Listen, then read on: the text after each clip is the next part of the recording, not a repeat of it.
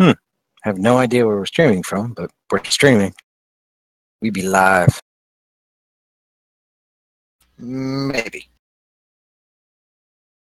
I'm watching the Twitch, and looks like we've just now gone live. Yay. Have gone live. I would say that this episode of the Geek EZ is brought to you by the demonetization of YouTube. We don't make money on YouTube anyway, so. YouTube's having some problems right now. We can get in that later. Oh, yes. But let's run that opening thingy there that tells people what we are and who we do and who we do. Wait, are we going to do that for longer than a few seconds, or? No, just a few seconds. I kind of like the cutoff. Just, it's over. Let's get going. But we'll be right back. The following podcast is intended for mature audiences. The opinions expressed do not reflect this station or any affiliated partners. Listener discretion is advised. Ladies and gentlemen, welcome to the Geek EZ.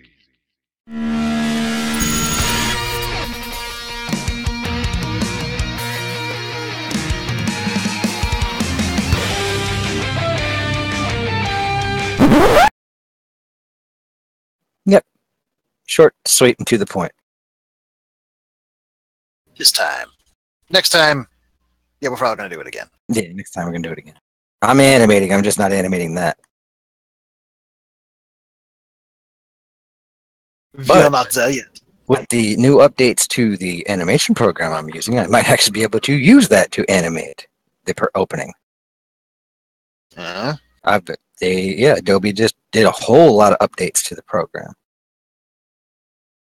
And maybe we should just come up with the money to pay Gabe to CGI it for us. That'd be kind of cool. Gabe Koner. For some reason, images not coming to mind. 404 error.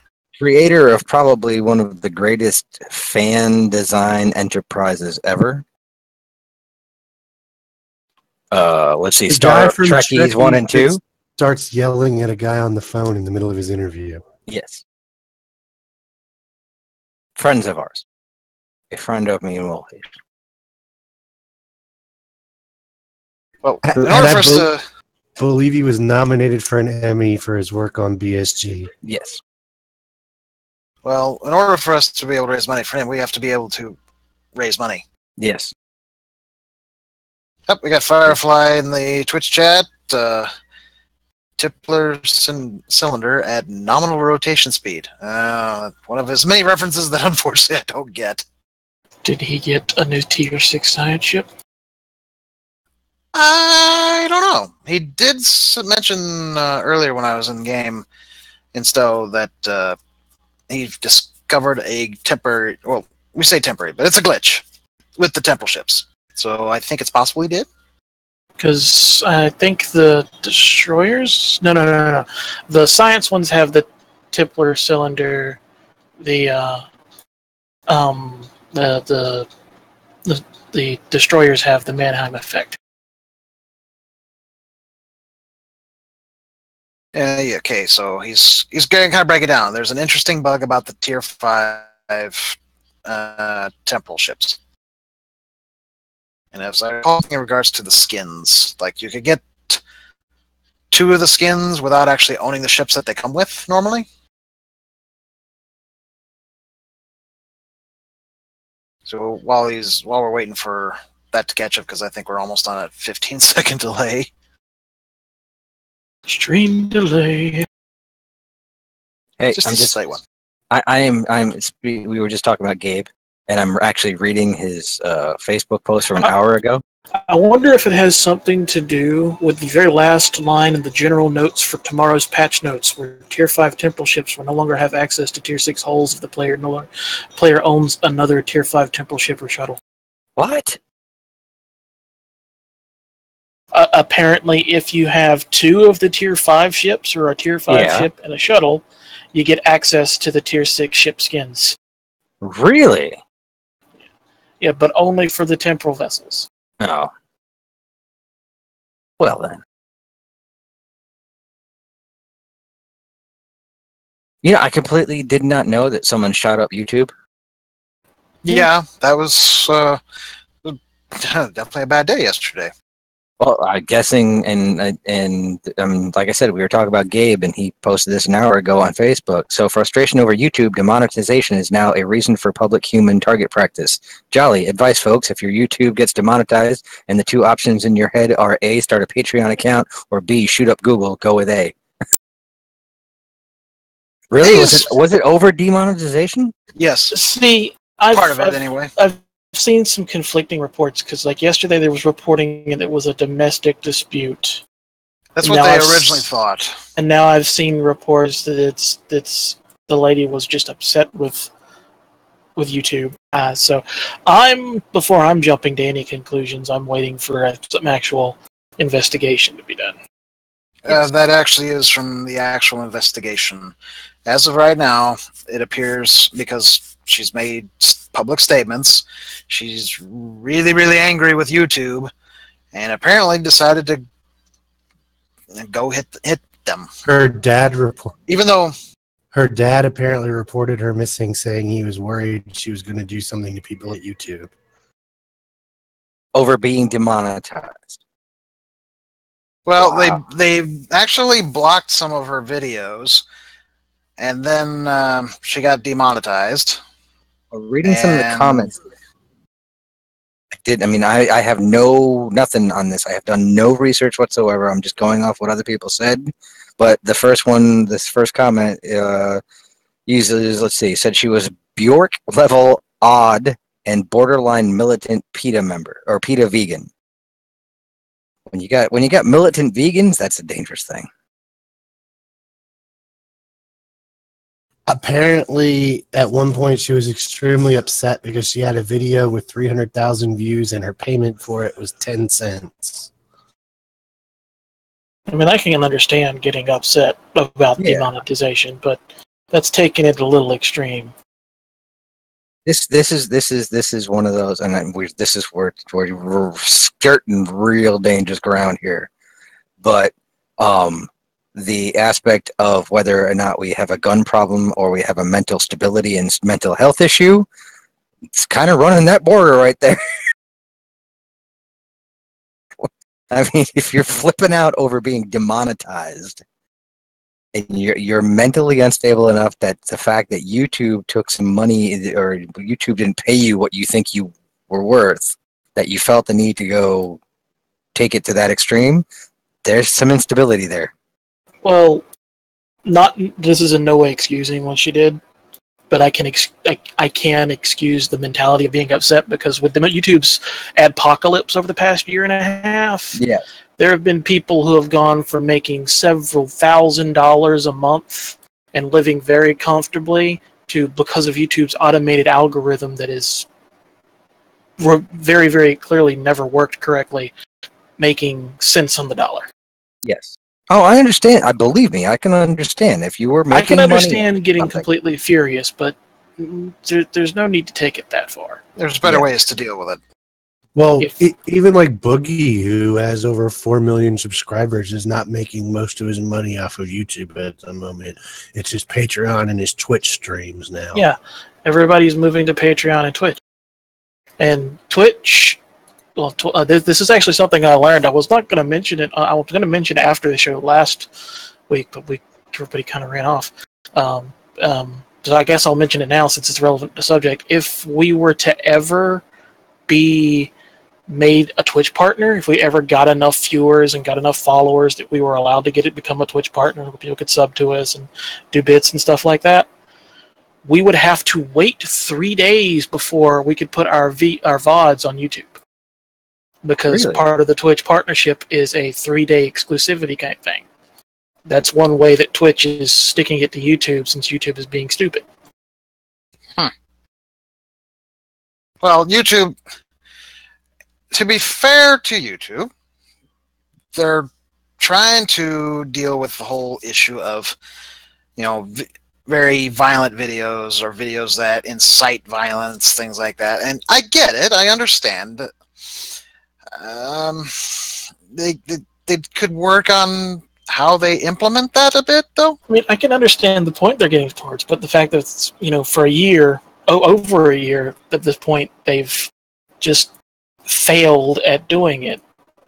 I mean, there's a lot of documentation that their automated algorithm is falsely flagging things that aren't, really inciting violence or hate speech or bad for advertisement, while the stuff that is gets away with it. Well, I mean, they recall they demonetized like pretty much anything wrestling related, which makes no sense. I mean, you'll recall that late last year they got in trouble because there was a lot of content that was essentially sexualizing underage kids, and nobody at YouTube had done anything about it despite knowing about it until it was covered on the news. It's not a case of YouTube being slow, a little slow on the uptake here. This is a case of YouTube just not doing anything until they have no option. And then when they have no option, they're doing it lazily. I know Boogie gets any video where he mentions his mental health seems to get demonetized.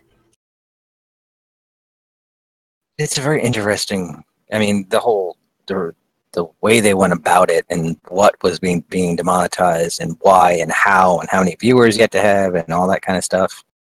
Well, and then there's the whole thing of they're wanting to hire all these people to basically police videos. And what's going to happen is people are just going to flag stuff that they personally don't like.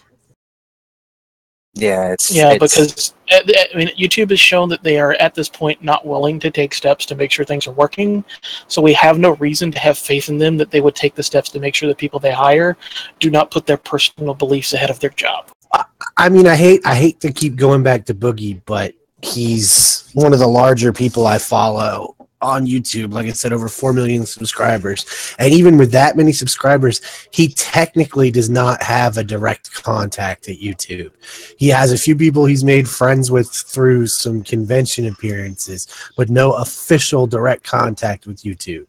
And he has 4 million some odd subscribers. You know what's really funny is when you think about I laughed when I saw this meme the other day on one of the I think it was Life of Dad Facebook page. That being a parent nowadays means buying your kids toys and then your kid watches videos of other kids playing with those toys on YouTube, and that's so very true. And I mean, this is what I laugh because I saw arguments about all this kind of stuff on Facebook recently. That you're watching that a lot of these people it's just watching people play games. It's like, how boring is your life that you're watching people play games? Like, and then there was like, well, you watch sports, right? Well, right, and you pay for that. So, but it was like there is a disjoint somewhere. It's like because when it's like people playing games and they're being demonetized and that kind of stuff. I was like, oh, okay, well, I can kind of see that. But when I see like people who there were other complaints out there for people whose content was either like extremely socially relevant or educational or all this kind of stuff, and they were being demonetized, I was like, well, that makes no sense. Anybody doing serious news videos or anything was getting demonetized for the longest time. Two of my favorite YouTubers, Captain Shack and Wasted Space, their stuff is very family friendly. I mean, their stuff is very. There's nothing vulgar or anything about it unless they're playing Vermintide, which they do that on Twitch, not YouTube. And most of their stuff gets demonetized. We sit here streaming on YouTube right now. I also know there's been a big worry in the Nerf community because most of the YouTube Nerfers try to be on the more family-friendly side of things, but because they're gun adjacent to some people, they're worried that this gun crackdown is going to affect them, and they can't get a hold of anybody to tell them one way or another. Well, they did do a massive crackdown at all the firearms.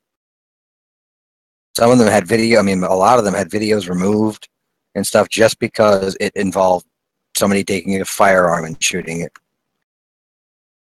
So, I mean, it's a very interesting. Now, I always thought right from the get-go, originally, I thought that the issue was that people are taking obscene amounts of money And YouTube was trying to curtail that and say, wait a second here, wait. And I didn't realize all the other stuff that went into it. I just thought it was from a business standpoint. They were like, wait a second here. I mean, this guy's got all these people watching him play video games, and all he's doing is playing video games. I thought they were trying to be like dad. No, because YouTube makes money when people watch those streams. But that's the reason that you're starting to see a lot of these channels add their own ads in, like more like radio ads, where they just read it as part of the video, because YouTube can't take a cut of that, and YouTube can't take that money away because it's going directly from the advertiser to the person. Yes. I would love to someday say the Geek EZ is brought to you by Loot Crate or something like that. Hint, hint. Nudge, nudge, wink, wink. Nudge, Well, nudge, wink, the wink. following episode of Geek EZ is brought to you by Dollar Shave Club. We need to look into Wait a minute, some hold of on. those. Before we get into that, We Dollar all Shave have Club, we don't even beards. shave. Yeah. I do too shave. I trim everything that is not my goatee. Well, I trim my goatee and then shave everything else. Yeah, I think you're the only goatee wearer anymore. I actually want full beard. I'm going back to a goatee as my job search if I start getting interviews. Are you going to leave it long and bushy, but just a goatee, or are you going to actually trim it back? I'm going to clean it up some. I don't think I'm going to go all the way to like, a quarter inch from my chin or anything like that, but I'm going to trim it a little bit and clean it up. Yeah, I mean, I know you guys go for epic beard, and I went, no. I don't have like Tony Stark sheared and short and stuff, but I keep it short. I keep it within the quarter inch. Adam? Yeah. Are you looking at the cantina in our Discord right now? I have seen that man advertise for Dollar Shave Club more than I'd like to admit. But it's actually not that hard to get some of those sponsorship deals. I mean, we're still probably not there yet, but you don't have to have as many viewers as you think you do. It actually probably helps because they like, hey, go watch this and that kind of stuff. Some of them I've seen some of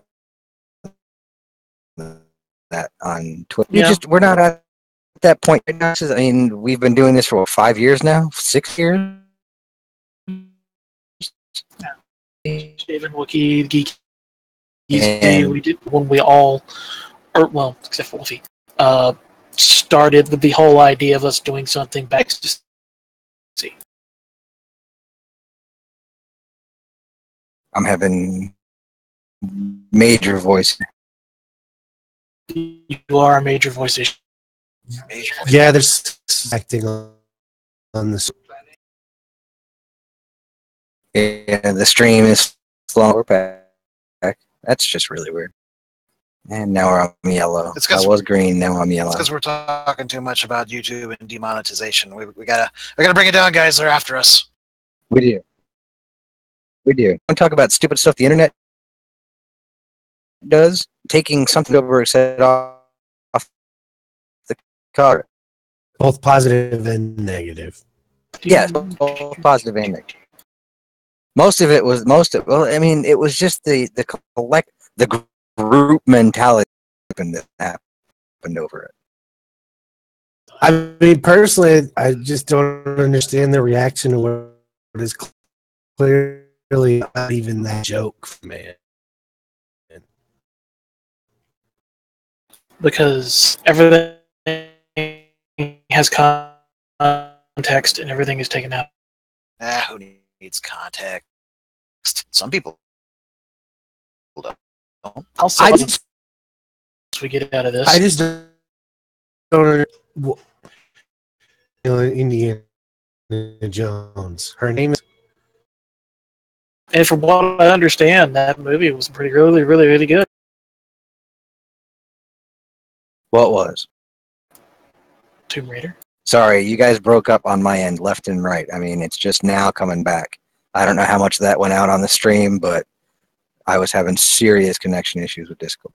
The stream, at least on Twitch, is having some major issues. I keep getting the spinning circle.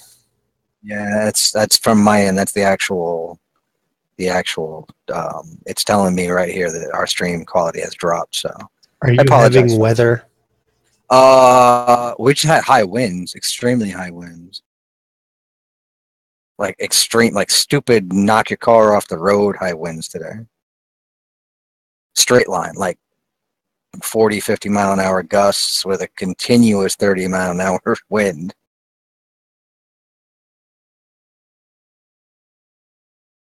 But that's neither here nor there. But back to the Indiana Jones thing. I jump on Facebook and it's like every other posting was about Steven Spielberg says the next Indiana Jones can be a woman. I was like, no, he didn't. Read the article. He said Indiana Jones had to change. And then when someone, of course, asked him, does that mean Indiana Jones can be a woman? Just like everybody asked, can a character become a woman? I don't understand this. And I know I'm going to get. Everybody's gonna. I mean, the minute you say something against something like this, you're a weak-willed, out beta male, misogynistic, blah blah blah, and they attack you for it. I'm like, well, no, it doesn't make any sense for an existing character to all of a sudden just jump, unless you're Doctor Who. It's like Indiana Jones didn't wake up one day and have a uterus. I mean, it's just, it didn't happen. It was like, okay, write a new character. And he made the joke. We'd have to change her name from Joan, or have to change the name from Jones to Joan. That right there is tongue in cheek. Well, Which is entertaining. Like we were discussing while you missed out on it, Adam, we were also saying there's already a female Indiana Jones named Lara Croft. Yes, and that was a lot of people brought that up and said, well, her movies suck and blah, blah, blah. And I was like, yeah, but her games have sold billions of dollars worth of stuff. People like that character, and she is she's a very female Indiana Jones. There's really nothing wrong with that character or with that world that they've created for her. Well, and Alistair pointed out the new movie's getting very good reviews. Yeah, just not a lot of people are seeing it. Well, and supposedly the actress has said she might not be back for a sequel. Well, of course not. If it's not doing well, she's not going to come back. Yeah, I mean, there have been, then people bring up the Ghostbuster issue, and it's like, I don't think the Ghostbuster issue had to do with the fact that it was a female cast. The movie just, the script was horrible. Was it a bad film? No. Was it my Ghostbusters film? No. Yeah. I enjoyed it, but it still was weak, and it could have been better. They went about it poorly. They went about it poorly. I mean, in the long run, what they should have done was slightly do a soft reboot, yet connect it. They could have had it connected to the originals, yet they went for the full reboot with a whole new cast, and it just people, whether it was those out there that, well, women are taking over everything, or people just weren't interested in it because it was trying to catch lightning in a bottle twice. There also was a lot of people screaming about the fact, it's women, blah, blah, blah. Because, men apparently can't handle this. Really, that's guys? true. And that I don't understand. I liked the idea of that cast being together. I liked most of those actresses. I just didn't like that it was a complete reboot. I didn't see the point in that. But the whole thing with all of this, everybody jumping on a bandwagon, and Steven Spielberg said that Indiana Jones can be a woman. That's not what he said. Why not? Well, even so, why not? I don't know. I'm not saying why not. It was just, I don't think doing this, I mean, there have been few characters that have gender swapped that took off. Like Starbuck on Battlestar Galactica was a gender swap. Boomer was a gender swap. And they worked. They did very well. It was a completely new universe. It was a completely new telling of the story, and it worked that way. Captain Marvel from Marvel Comics was another character that went from being a male to a female. They rebooted the whole thing with a new character, and they brought a new character in, but it was a new character. I think about the only way you could get a female Indiana Jones, and it probably wouldn't end up being Indiana, is if they hadn't gone the Mutt route. Then you introduce his BA kick-ass daughter, and she follows in her dad's footsteps. But since they already introduced Mutt, everybody's just going to say, oh, well, you're just doing what you did already. Yeah, I don't know. I mean, it's Is it a horrible thing to say, well, Indiana Jones could be a woman?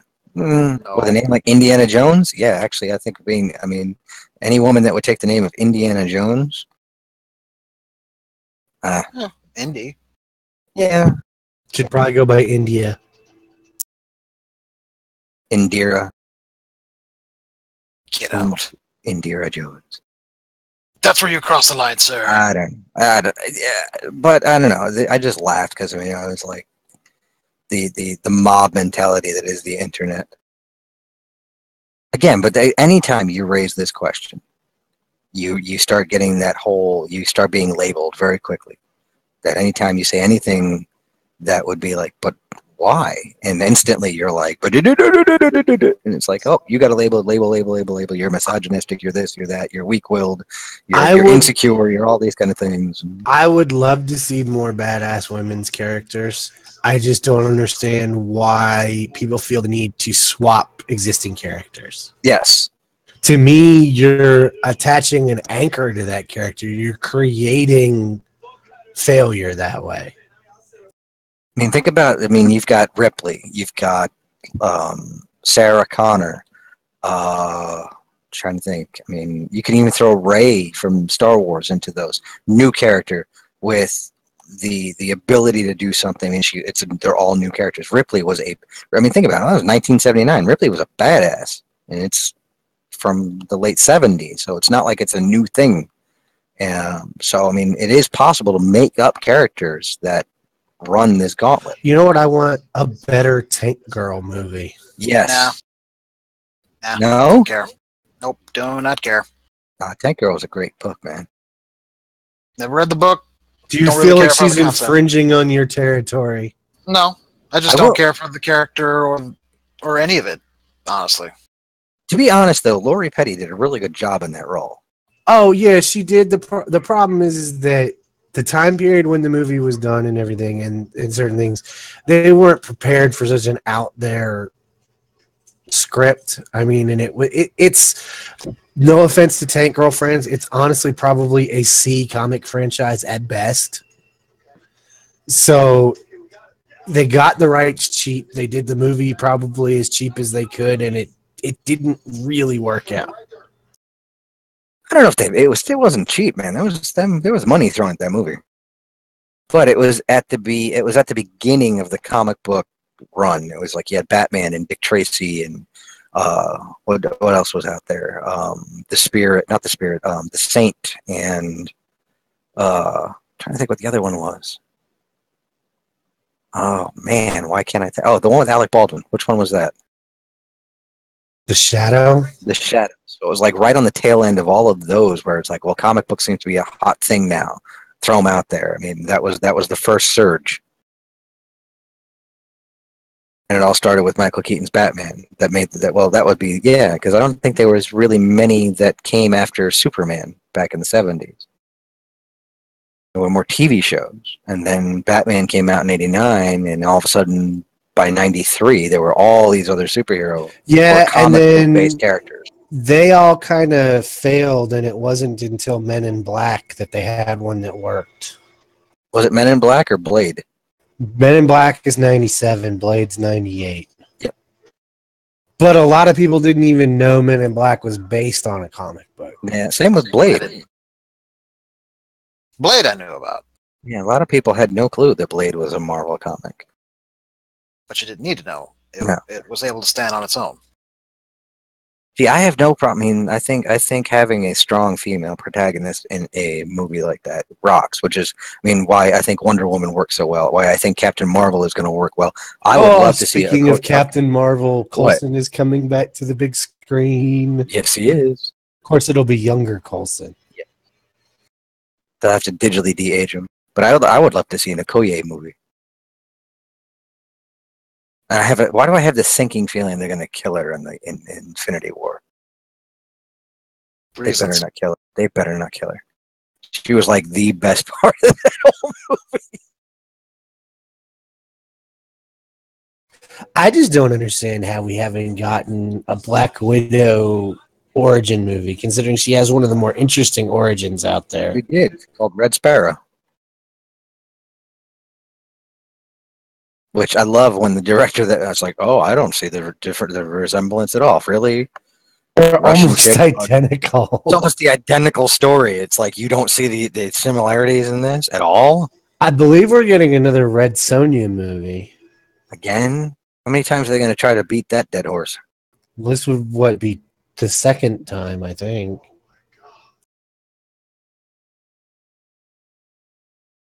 I don't know. That's not. I mean, it's Didn't they even tried know it existed. rebooting Conan.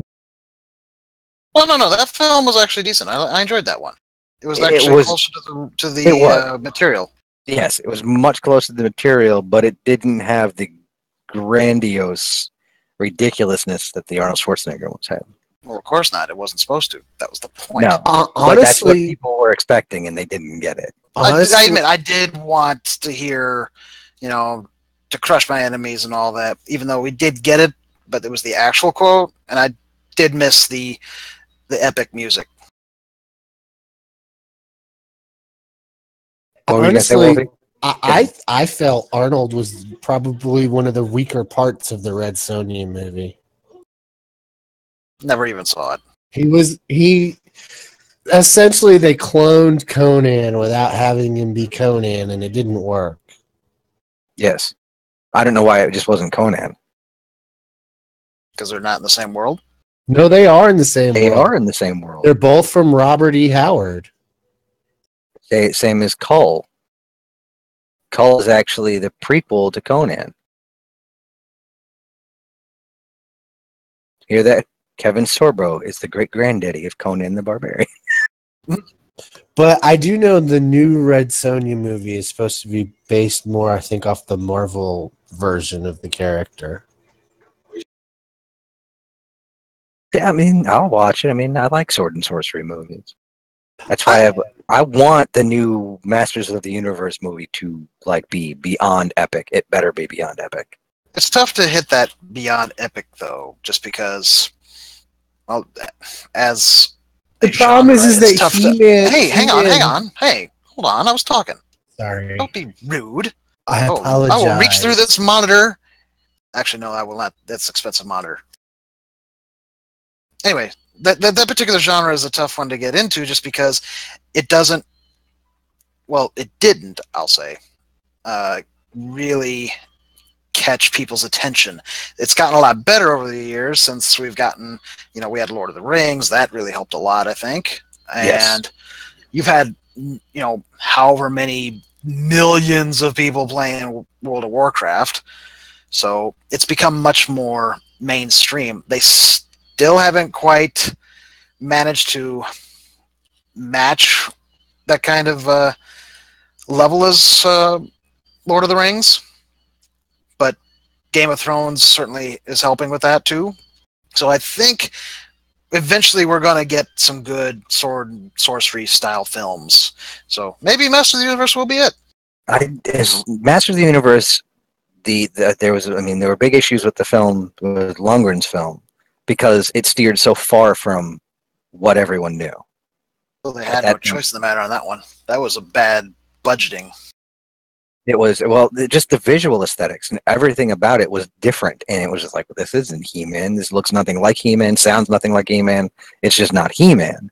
And, I mean, it wasn't until the end of the film that they got to what they were doing. I mean, just the thought that in today's era of films and society and social everything, the idea that a character named He-Man, I mean, they're just you can just see the protests happening now, but the visual style of the Masters of the Universe world, and I'm not talking they have to copy the cartoons, I'm talking the toys and what the look, that science and magic blend that they had in the toys, where you had the fantastic and the scientific all blended into one, and it worked. If they don't nail that, if they go too far to either side, it's gonna make people go, I think that is a tough one to pull off and get right, because of the look that was established. And if you don't get in there where people feel comfortable and say, okay, yeah, this feels like He-Man but updated, works good. I know if they don't get the look right, the rest of the movie might not work for me. I don't know. For the record, I just have to apologize to Adam for doing the very thing that Wolfia did to me, and I chastised him for it. So, my Yeah, bad. see, but I'm not going to restream my monitor because both my monitors are fairly expensive. It was fair. It's fair. So, Wolfie, go right ahead. I've always thought She-Ra was better than He-Man. Really? Maybe it's because I watched more She-Ra, but I think it had to do with there was less limitations on the show in relation to toys. And there was the whole thing that, they were fighting this rebellion against this horde instead of basically Skeletor was a joke most of the time. It's true. Where Hordak was not. I mean, Hordak was Skeletor's mentor, wasn't he? I mean, Skeletor was even scared of Hordak. Well, at least with the reboot cartoon of He-Man, they changed that a lot. I never saw the reboot. I heard it was good. It was so good. It was very good. Worst part of it, though, was He-Man's sword. Yeah, it was a little ungangly. Ganglia. Either way, I don't know. He-Man has a very soft spot for me, whereas not as big as say Transformers. Transformers. Do I own? It's really sad. I own all 5 movies, just because I'm a completist. Even though that last one was horrific, but the visual style of the Transformers films got it wrong from the get-go. There was no reason to overdo the Transformers the way they did. They could have pulled off a more anime look to the characters and still gotten the point across without having it look like they were just pieced together from shards of metal that made no sense. But it's like, okay, Transformers and G.I. Joe, we're not even talking about the G.I. Joe movies. The second one wasn't bad. No, the second one was actually closer to what was the G.I. Joe comic books and the cartoon and the toy line than the first one. The first one it could have had any name whatsoever aside from G.I. Joe and it would have worked. But the minute it became G.I. Joe, it was like Honestly, what worked about the second one was it felt like there were actual stakes, and there was the whole thing of it focused more on The Rock. Yes. Well, it's because it's Dwayne Johnson. I see what you did there. Who somehow always seems to end up in the jungle in a gray shirt sweating. Yeah.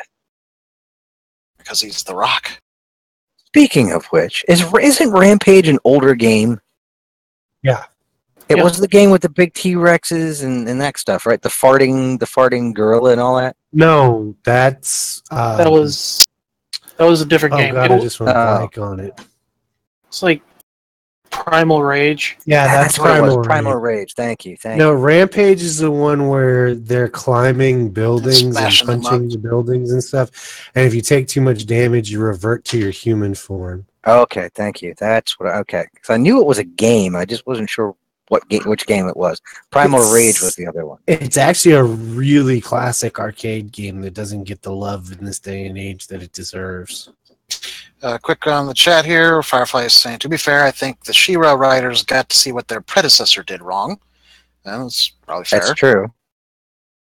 And also, earlier about strong female characters, there was Mara Jade, Emerald Dala, Samus Aran. Yeah, those are all strong female characters. As long as Team Ninja doesn't get a hold of Samus. It's not an impossible thing to do to come up with a strong female character that doesn't take an existing male character and turn it female. Well, I think Firefly shared a link to some anime stuff. I think, surprisingly, Japan has done a much better job in anime with strong female characters. Not 100% of the time, but I think there's more of them than generally appear in our media. Sure. True. But there's also an exploitation side to a lot. I'm not saying there's not. And the fan service. So much fan service. I'm not. They kind of cancel each other out in a way, but they definitely do have a lot of strong female characters that appear over there. I did like the Bubblegum Crisis. Oh, Little Never Crisis watched was that fun. Yeah, I never I watched watched some of Bubblegum Crisis. What was it? We had battle. What was it? Battle Angel. Battle Angel Alita, which that. Alita I'm was good. Yeah, still they're doing waiting a on that movie, right? film. Yeah. The two insurance agents from Trigun. Oh yeah, can't remember their names. I think one was named Millie. Yeah, Millie, she's a bit of a ditz, but then she busts out with that Gatling gun. Oh my The god. Gatling gun that fires, metal crosses. That No, knocks I people thought out. it was the priest's gun that fired No, crosses. no, the priest's gun was a cross. Oh, and a motorcycle, that's right. I think we lost a Wolfie. No, I'm Wolfie. still No, here. he's here. He was talking. Huh, then I guess you lost to me for a second. He went bye-bye. He lost to me.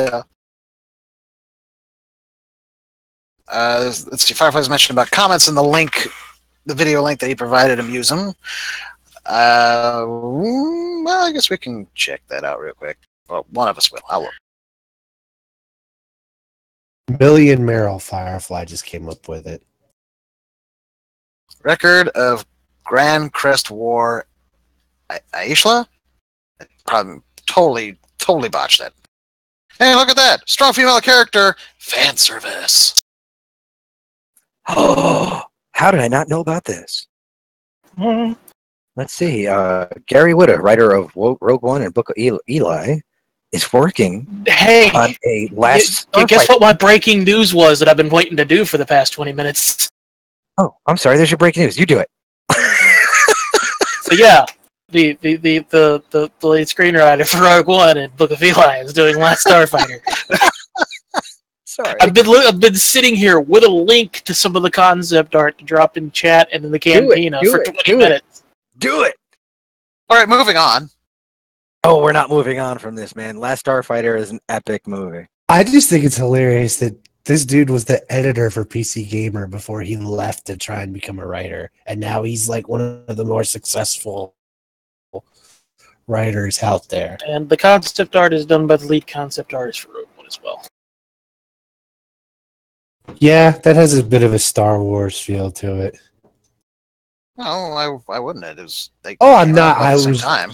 It was just an observation. I wasn't like freaking out or anything. Firefly's comment. Oh my, Death Blossom incoming. Yeah, you're not wrong there, Firefly. If you go to his Twitter, he's got like 8 pieces of concept art up. It's all gorgeous. I did enjoy Last Starfighter, and always wondered why didn't they redo it. I thought it did well. Well, here we are. It doesn't even have to be a redo. They just pick up where they left off. Kind of do a Star Wars with it 30 years later. Well, didn't they basically wipe out all of the bad guys, so there really wasn't a sequel to do? It's like, yeah, we won. How do we know we won? We killed them No. all. Oh, well, there we go. Xur made it. Xur survived. Oh, did he? It's been ages since I watched it. What do? We die. Oh, good lord. A Nintendo fan account was flagged as sensitive on Twitter for an image of a man putting on a Princess Peach mask. You mean Mario? No, it was an actor putting on a giant Princess Peach mask, and somehow that caused their account to get flagged as sensitive. That's what you get for automation, people. There's some things you can automate and do in batch jobs. There's other things that there needs to be a human element involved. Firefly, there's a reason my original pilot escort is called the USS Itano Circus. Firefly, Sidious voice. Do it.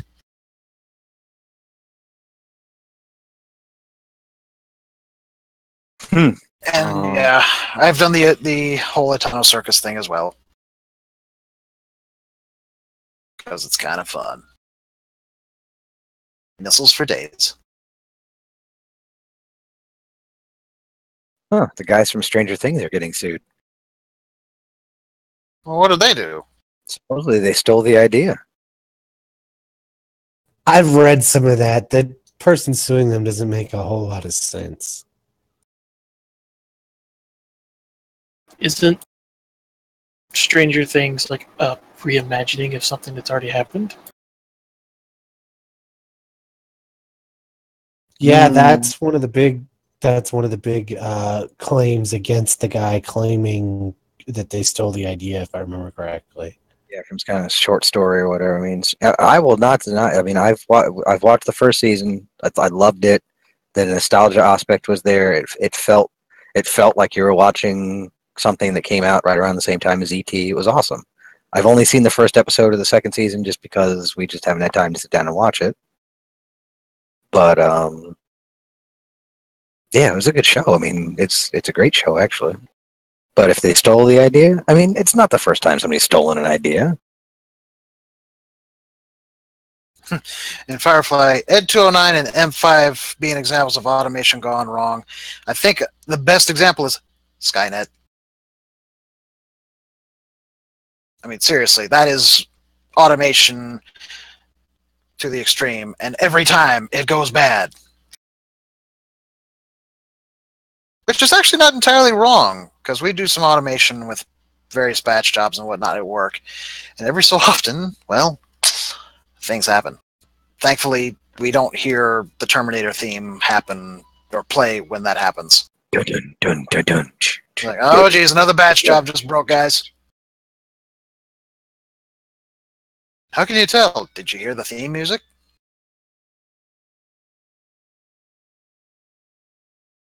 Well, it was bound to happen. I wonder if Spielberg will do this one too. I know Alistair will talk a little about, because he's the only one of us that have seen Ready Player One so far. But Armada, which would be the Ernest Cline's other book, which is video game themed, is now being adapted by Universal Pictures. Huh. It is also filled with monstrous amounts of 80s and 90s nostalgia references.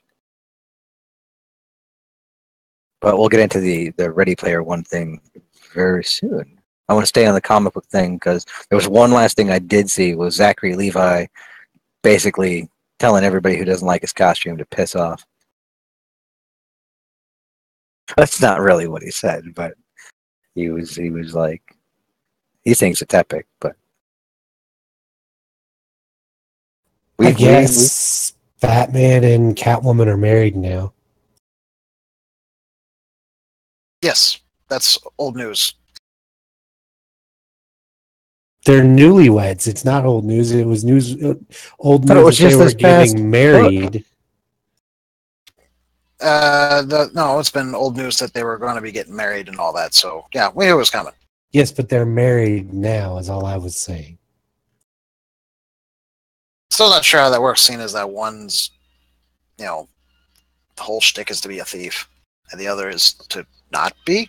It's been more than that in recent years. She's become a lot more of an anti-hero type than a villain.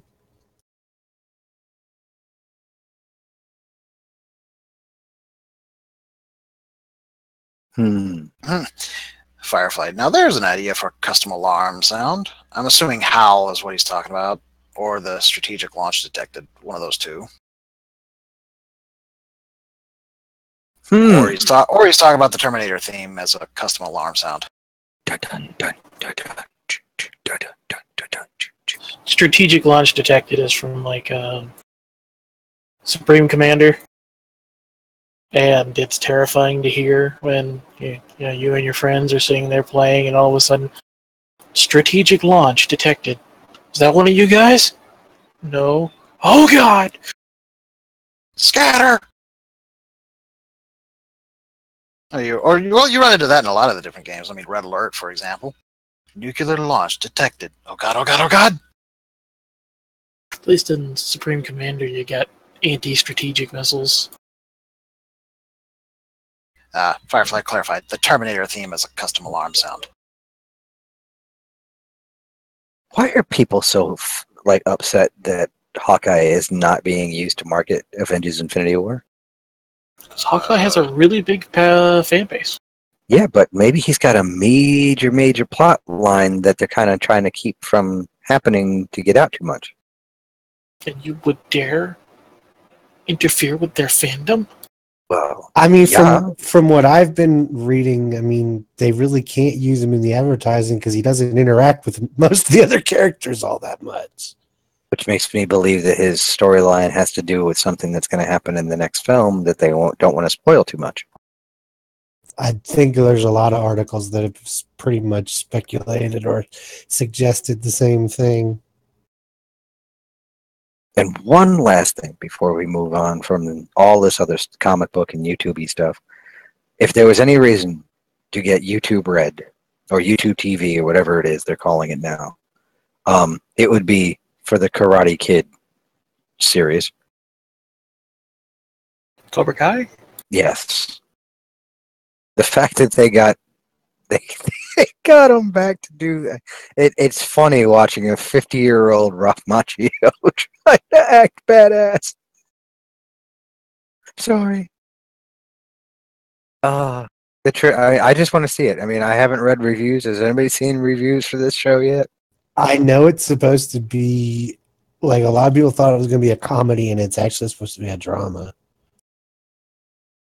Well, the first trailer looked like a comedy. The second trailer they released for it was definitely not. It was more of it was like the antithesis to the Karate Kid, where it was the Karate Kid was Machio's character trying to do what he's got to do, and then this one is like the guy from Cobra Kai who's got like a loser life is trying to rebuild it from the ground up, and yeah, but using the old style that got Cobra Kai in trouble in the first place. Sweep that leg.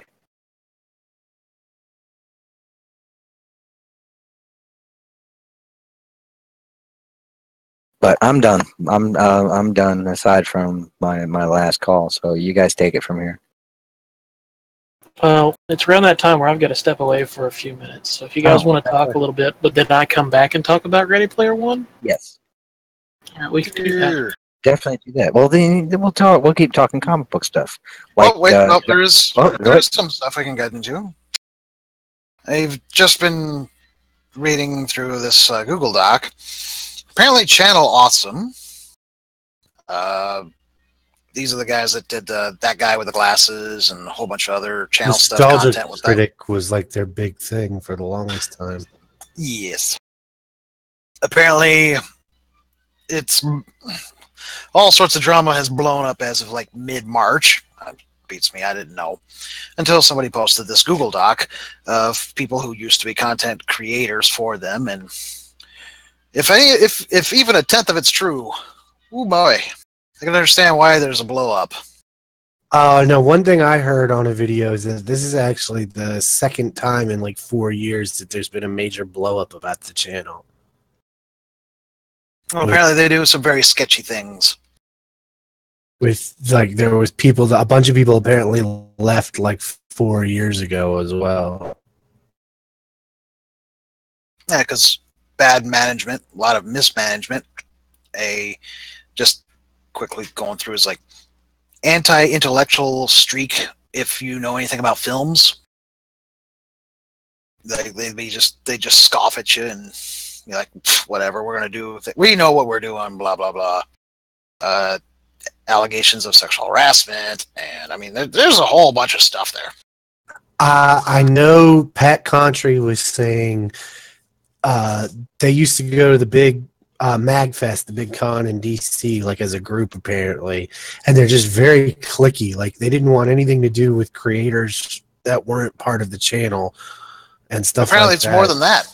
The guys who went as a group, the CEOs or whatever, actually hated that they did that, even though that group did it on their own dime. I also know apparently there was a big blow up when the one guy retired the nostalgia critic character because he was the big draw for the site, and then people would trickle down to the other people, and he didn't tell anyone else before retiring the character. Yeah, we didn't stay retired.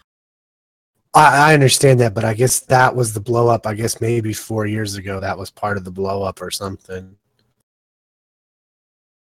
I think there was a lot more than just that was blowing it up. I mean, This is not a small document. It's like 69 pages worth of testimonials. Just looking at the content, so we got like Mars Girl, then Epic Fail, Nerd to the Third Power. I mean, the people who ran those shows on Channel Awesome, Nostalgia Chick. Do you mean A lot of nerd? them. Do you mean Nerd Cubed? No, it was spelled out. Nerd to the Third Power. Oh yeah. I thought you maybe meant the British guy, Nerd Cubed. Probably is a Dr. Gonzo or whatever. No. You guys are, Anyway. you're talking Greek to me. I have no idea what you're talking about. Okay, so just to give you the quick rundown. Yes. He kind of started a lot of the whole video blog thing. No. In all honesty, Nostalgia Critic did. Only it was predominantly focused on films. And not necessarily good films. He just, he would try to rip on pretty much any film. Or at least at first it was bad films, and then he expanded from there. Okay. If it sounds like my voice is breaking up. Apparently the connection's flaking out. No, you're fine. So it got really famous for that. Kind of got to start in YouTube, whatever, and then they had additional content creators come under that guy with the glasses umbrella. That's what they called the website, and they started hosting their own content, all that stuff, and they apparently have had issues that are just now really coming out.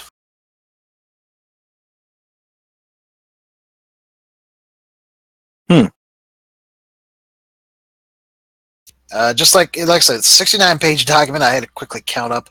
There's over 10 different content creators that comment about problems. And the reason why it was being done was not to, point fingers or whatever. It's to answer questions and cover all the details that Twitter can't really cover, I And know all I when can think of as I'm reading through it is like, how hard is it just to do the right damn thing? Pretty hard. I know one of the big issues was something about either they wouldn't let people associated with the channel advertise their Patreons, or they wouldn't let them have Patreons. I'm not sure which one it was. Well, there's a lot of mismanagement, and they didn't pay their content creators. So the people who associated with the channel weren't paid by the channel.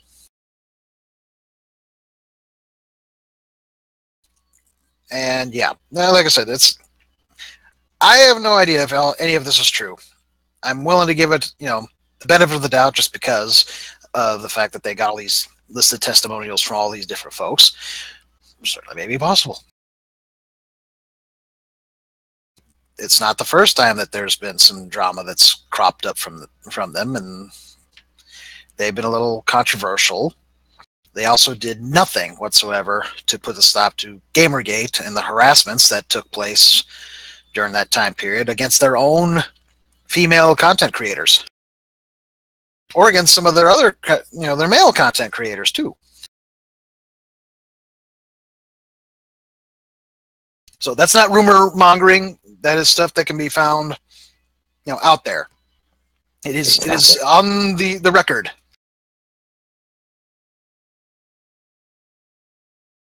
Well, that'll never happen to us.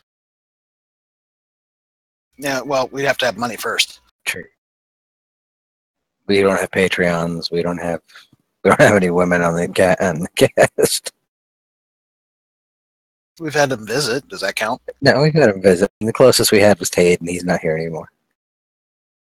I miss Tate.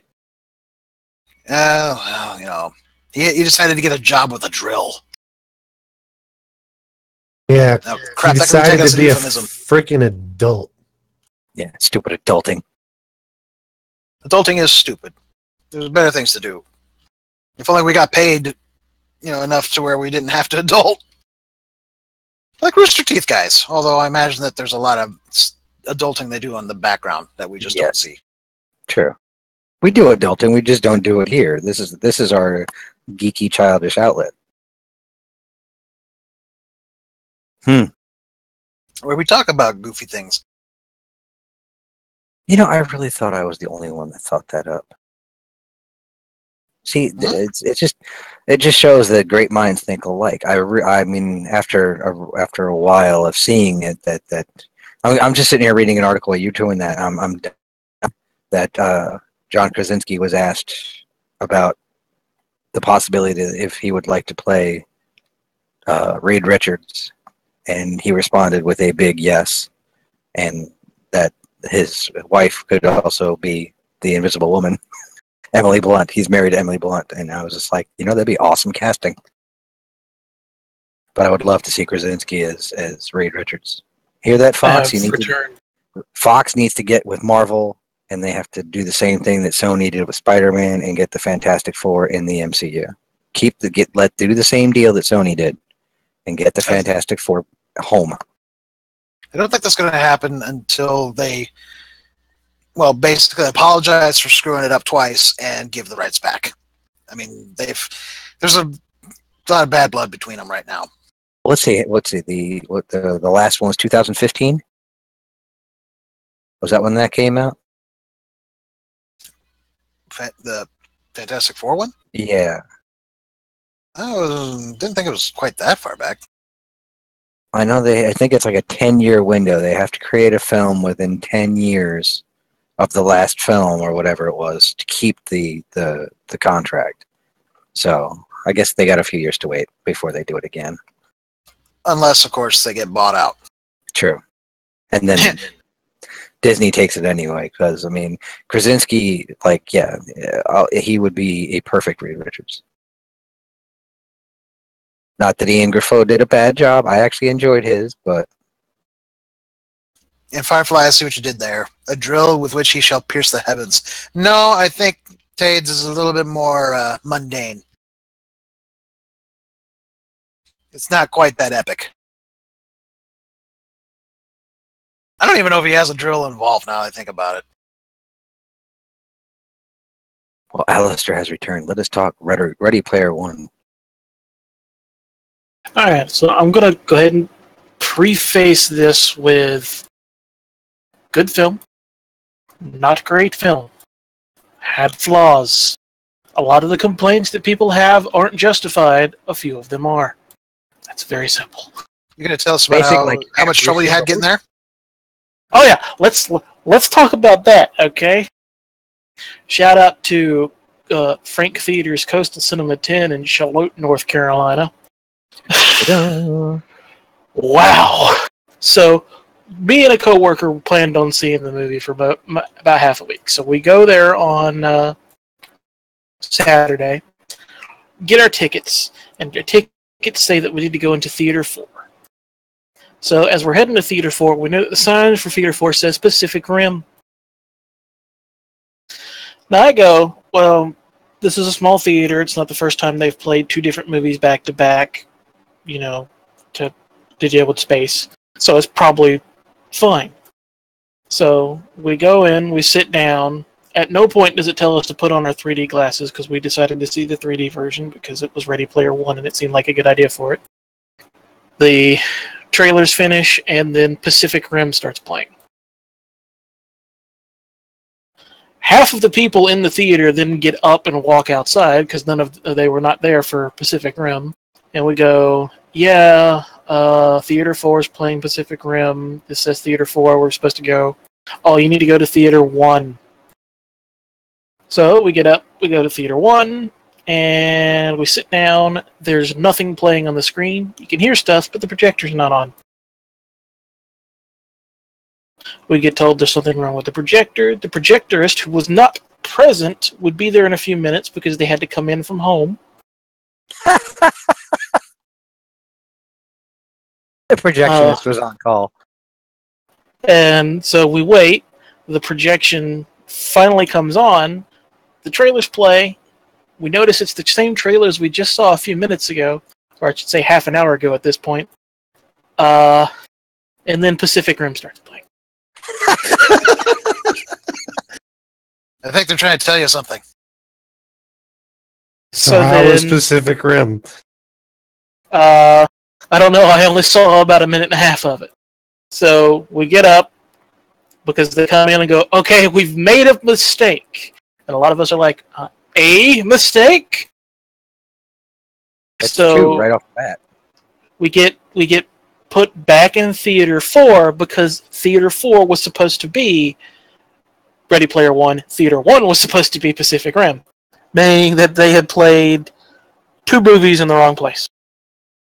So they moved everybody out of Theater 4 into Theater 1? Yes. Except for the people who were there for Pacific Rim. And then they moved, then they shifted us again, and of course we're sitting in there waiting for them to start over then, and a couple of people go, are you guys here for Pacific Rim? No. No, you might want to go ask where you need to go. I'm sure more than half of you expected it to be Pacific Rim again. Actually, I was like, okay, how much you want to bet that the movie's right, but it's not in 3D? So, the movie was supposed to start at 3. Our movie probably started around 4:20. Just blaze it. So yeah. There was an adventure getting to PC Ready Player One. 3D? It was in 3D. They didn't want you to find out about all the clues in order to get the prize.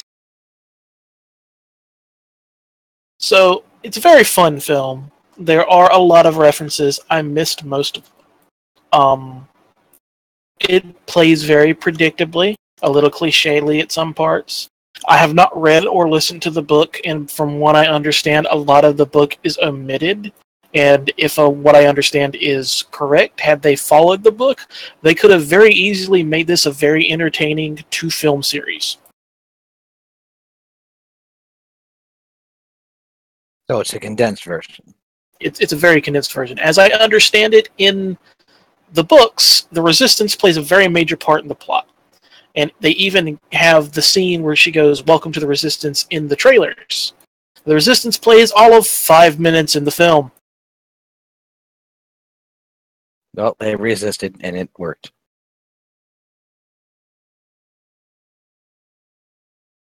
But there have been a lot of complaints, mostly about it not following certain social agendas that people felt it needed to follow. And I mean, some of the more legitimate stuff, some of them are stupid. Breaking up.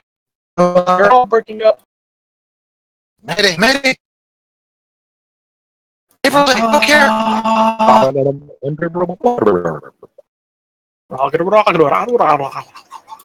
Okay, let's go. Let's rewind that. Snip. Okay, we'll start all over again. Where am I starting at? Everything you just said. So Ready Player One is a fun. No. So, like you said, there's a lot of people who've got complaints about it not fulfilling certain social quotas. Some of those complaints are legit. Most of them aren't. Some of the silly ones I've seen have basically certain people are convinced that the Ninja Turtles are white and that the DeLorean identifies as a white male. I am not joking. It's a car! They're green. They're turtles. That was actually an article I read, and I'm like, why? There was the same article complaint. I can't really go into this without being minor spoilers. And I don't really want to do that. You don't go too far down that road, but wait. So I'm just the DeLorean identifies as white. Yes, as a white male. Apparently. But no, the film is in every way and shape and form a very fun film, especially the big battle scene that we've all seen in the trailers. I heard there's like ginormous amounts of little throwaway cameo and Easter eggs in that scene. There are. And again, this is a little spoilery, but I have to say this. This movie has given me something I didn't know I needed, which was to see Mechagodzilla, Iron Giant, and the original Gundam fight each other. Yes.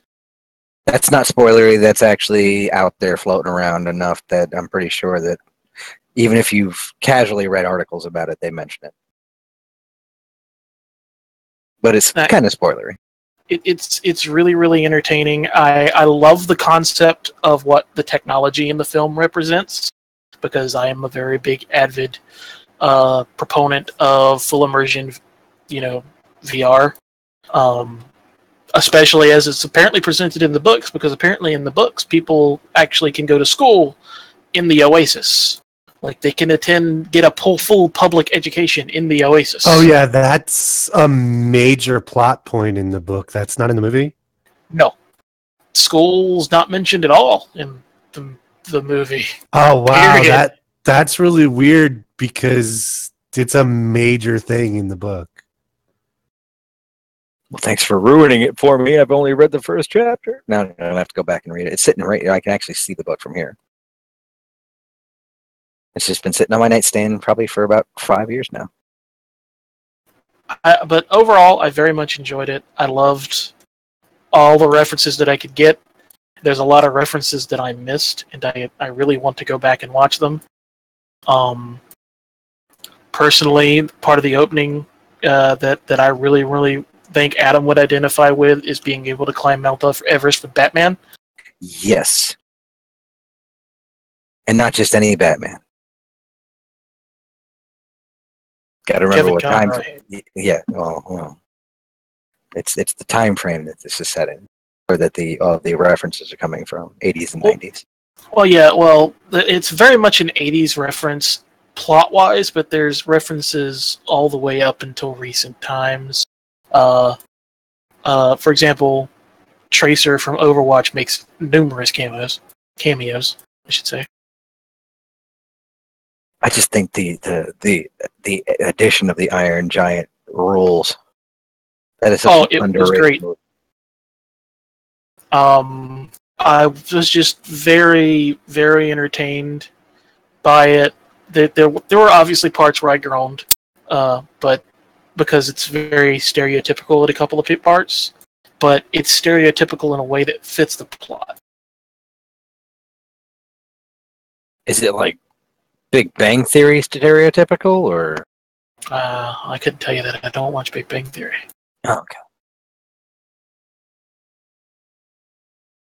I will say this. I do know for a fact there are no Marvel characters in that movie. I didn't even look to pay attention. There are none. There are DC, there are Warner Brothers characters, there are Fox characters, there are Universal characters, Paramount characters. There are no Marvel comic characters in that movie. And I think it was done on purpose. But don't quote me on that. I gotta go back and read the article. But I mean, it's up there, and I want to see it. It's one of those. Do I have time to see it? Is it going to happen? So maybe we'll see. But as much as I enjoyed it, from what I have learned since seeing it about the book, I really do feel like it could have been a great 2-part film series. Or one of those really, really good 4-hour-long films.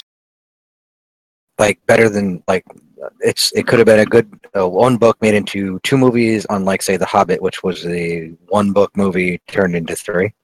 Yes. Well, there's a definite split in the book that would work to make 2 different movies.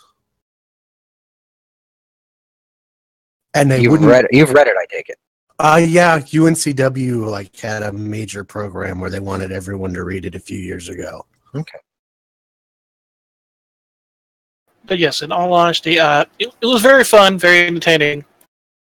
But for the same reason that Justice League was fun and entertaining, but short,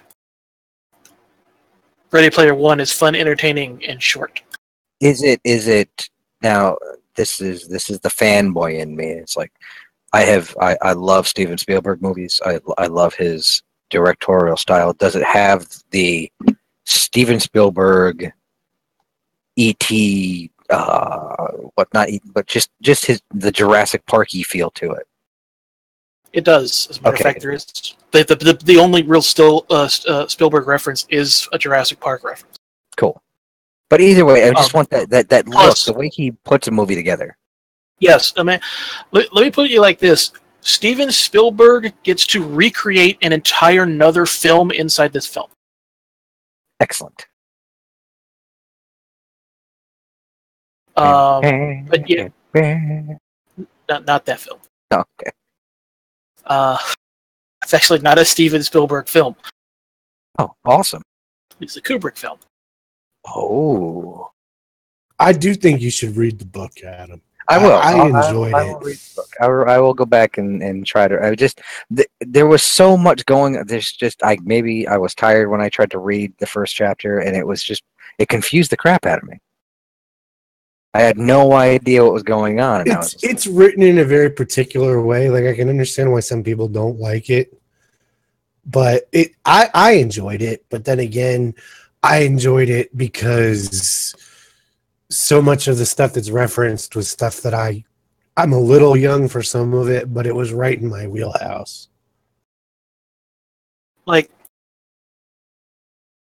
but to give an example, by the way, of how I feel like this film was cut way too short, without getting into too much details, because considering the sort of story it is, you have to expect there is going to be at least one death.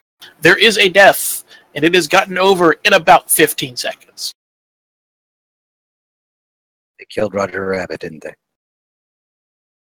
No, but I hear he is framed. Here's the sequel that we wanted and no one, and that never happened. Who killed Roger Rabbit? Seriously, who killed him? We're looking for it. There's a sequel I wish had gotten off the ground.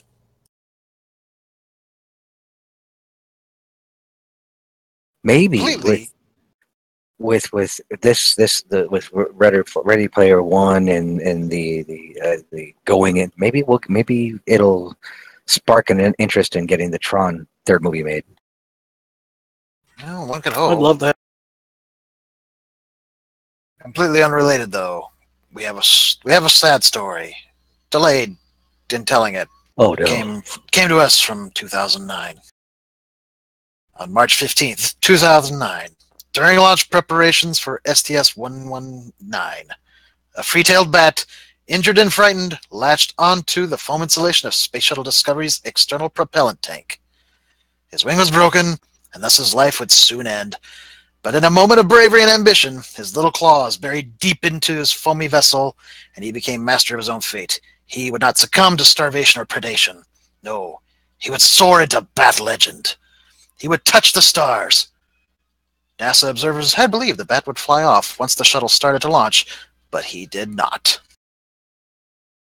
This is actually based on a true story. A bat had apparently been injured, latched onto the foam on the external propellant tank of Space Shuttle Discovery, and he rode that bitch. They don't know. Bat. Yeah, they don't know how far. So obviously, yeah, he was not going to make it, but he's achieved legend as Space Bat. Well, if the foam does usually break off a little bit here and there as it goes up, which is why Discovery, it was Discovery that broke up or which one broke up on re-entry because the foam hit it and broke the heat I shield. don't think it was Discovery. I don't remember though. I'll look it up. But that's pretty. That's a pretty. That's actually, that's epic right there. That's like, hey, you know what? Yeah, my dog can count to 10. Yeah, well, that bat rode outer space. Yeah, right? Without a suit or anything. He's like, nope, I'm injured. I'm going out in a blaze of glory. And no, Discovery had its last space flight in 2011. Okay. So it was I think fine. you're thinking of Columbia. That's Yeah. his last known squeak was to infinity and beyond. somewhere out there, there's a bat floating around in outer space. Yeah, it was like they don't know. We just know that, he's gone. It could have been consumed in the exhaust flame for all we know. Or made it to the stratosphere. The highest flying bat ever. I mean, if he was stuck in the foam, I mean, it's dense foam. So, I mean, if he didn't get thrown off liftoff, I don't know. He probably could have rode it all the way up and Yeah, burnt up. maybe. The link that I had provided, though, there's more to the story that someone had gone to the point of, writing for him. Oh, writing the bat's words. No, well, kind of, sort of. There's like what was his last thoughts? Like, can a bat be brave if he's afraid, and things like that. It's actually, it kind of touches you in the feels. Right now, all I'm hearing right now in my head is his last words. It's Mini Me from Austin Powers. When he comes flying down that thing in the third one. That's the noise I hear. I mean, they made it very inspirational. It was like, for the last time, he felt the primal joy of flight. For the first time, the indescribable feeling of ascending toward his dream, a place far away from piercing screeches and crowded caves, stretching forever into fathomless blackness. Like, I'm pretty sure that the bat just got stuck. Well, if he hasn't been named, we will name him. What is that bat's name? Space Bat. No, we got to give him a good sci-fi name. Bruce. Leroy Space Bat. I like Bruce.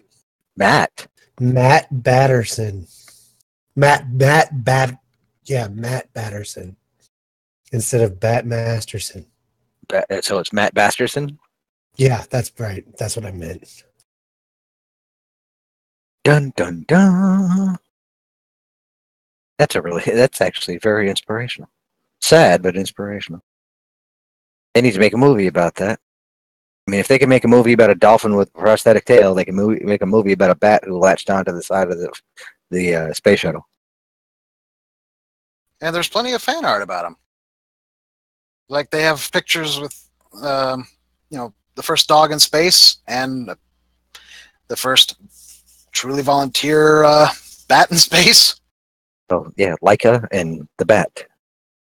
Mm-hmm. Oh, and somebody had also taken a quick sketch of the bat, a sketch of the bat's head, and put it to the scene from Space Odyssey. With the rainbow lights and whatnot. Mm-hmm. So, actually, this bat just showed Elon Musk up. I put a car in outer space. Yeah, well, NASA put a bat in outer space. Why would they do that? No, they didn't. He did it on his own. He just was along for the ride. You could say he was batshit crazy. Well, some of the comments that tied to this, too, is like, wing broken, a slow, painful fate awaits. One chance to fly again, just gotta hold on. Drifting forever, free. And a lot of pictures of video game characters saluting. Fly on, Space Bat. Galactus is bored. You were asking why, Adam? Yes. Because it was in my feed and I decided it needed to be shared. It is wrong on so many levels. Speaking of Galactus would be much bigger. Hank, have you read any of the Thanos books they're running? Nope. Yeah, it's a very interesting story arc. Thanos is a character I don't give a damn about, honestly. I never really found him to be intriguing in any way, shape, or form. Because he's not. He really isn't. He's a dark side ripoff. Even Darkseid's really not that intriguing. No, he's not. It's just a big baddie that's so bad that it takes everybody to beat up on him. But he always loses. It's a dream come true. The latest Justice League dark rumors suggest that Detective Chimp is going to be in the movie. The live action one. Yeah. I'm sorry, I love me some Detective Chimp. They need to get Rowan Atkinson to do the voice. Random thought: could the Borg actually assimilate Galactus? Sure, why not? Because he's not a normal living organism. He has the power cosmic. But he's still living. Kinda. He's whatever you perceive him to be. Galactic is literally a force of nature. Would he, even if the Borg could, assimilate him, would the collective be able to handle that consciousness? Hmm. They assimilate him, and they're like, "We are the Borg." Really? And it just booms out throughout the entire collective. And they're going, "Oh God, stop with the yelling!" I don't know why they went that route. He's a force of nature that wears Michelin Man boots. It's like the True. question I, was posed the other day, Tank. Who would win, the Flood or the Tyranid? I'm still going with Tyranid because they actually. I'm still going. I'm still going with we all lose. Sure, we all lose. Although, like I said, I stick with the Tyranid on that one. If you just purely those two, because apparently they've consumed multiple galaxies. So yeah, Flood loses. They'll just get overwhelmed and consumed, and we all lose. We all very much lose. Yeah, I still stand by the point that, by the end of it, the Tyranid and the Flood would no longer be a thing. It would be a completely different species that had come from the two, constantly, consuming each other. No, I think in the end result is just they would all, because of the fact that there's so much Tyranid that regardless of what happened in the one galaxy, the more Tyranid would keep coming and would just eventually absorb all of that into the biomass, and that's the end of it. All that's left behind is Tyranid. The Tyranid are what, like the Brood or the Zerg of Warhammer 40k? The Zerg is actually a rip-off of them. You got to keep in mind, StarCraft is very much a direct copy of Warhammer 40k. Well, yeah, I get that. But there's concepts. also what is it, the Brood from the X-Men comics? The Brood's a little bit of a different beast, but similar. So, and they probably also took from them, but I'm not sure when the Brood came out. Late 70s, early 80s, wasn't it?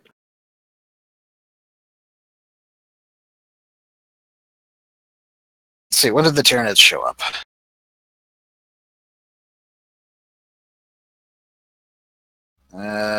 This could take me a while. Discuss amongst yourself. The Byzantine Empire. Was it truly Byzantine or an empire? Discuss.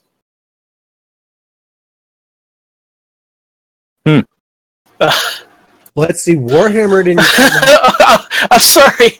You said that, and I'm like, okay, Charlemagne. He was neither Holy, Roman, or Emperor. Discuss. Let's see, Warhammer 40k. Actually, he was different. He was very Roman. Warhammer 40k didn't come out till 87, was and a Frank. I'm fairly sure the Brood came before that. Can the Ultimate Nullifier take out the Infinity Gauntlet? I thought the Ultimate Nullifier was specifically designed for taking out Galactus. Who is a force of nature? Just curious. Got the Infinity Gauntlet, which basically controls time and space. In reality. Maybe. Gene Stealers were introduced in 89. They didn't get their first full army until 93 with the second edition of Warhammer 40k. The Brood first appeared in 82. Now, the Brood are still pretty different. Similar, but pretty different. Gene Stealers, yeah, they're terrifying. Yeah, let's move on. Also, I hate playing against them in the game. Stupid little bastards.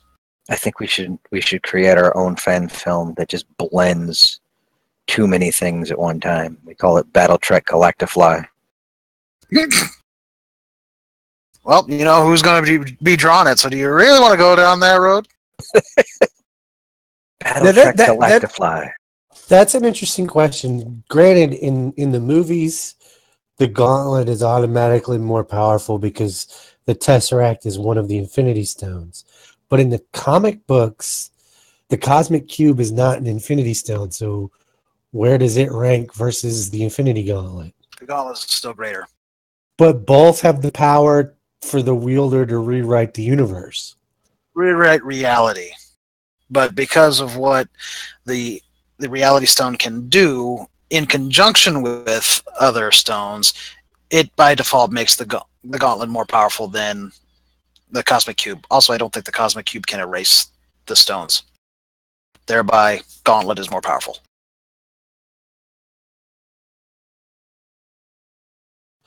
Let's see. On CBR, they claim that the Eye of Agamotto is more powerful than the Infinity Gauntlet, that the Nullifier is, that Mjolnir is, that the Wand of Watum is. Mjolnir is not that powerful considering apparently it's now destroyed. Well, this is in the stun. This is the comic books. I don't exactly. know. That's what I'm talking about. It's not making a lot of sense to me because they're also claiming that the Crimson Gem of Sidorak is more powerful. Yeah, we don't put much stock in CBR. Did they give you 15 reasons, or did they give you 8 reasons why it is and 7 reasons why it's not? No, the article is 15 OP weapons in the Marvel Universe more powerful than the Infinity Gauntlet. But it was 15. It's always 15. The only one on here that I know for a fact is more powerful is the Heart of the Universe.